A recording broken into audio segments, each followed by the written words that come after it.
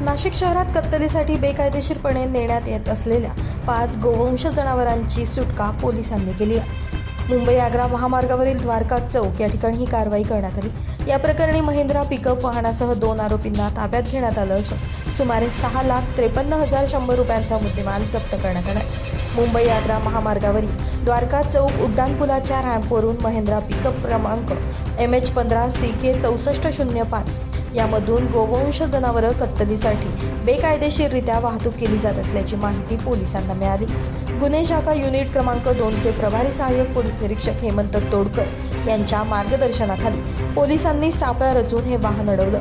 तपासणी दरम्यान वाहनामध्ये 5 गोवंश जातीची जनावरं अत्यंत अमानुष पद्धतीनं वाहतूक केली जात असल्याचं आढळून आलं। पोलिसांनी तात्काळ सर्व जनावरांची सुटका केली।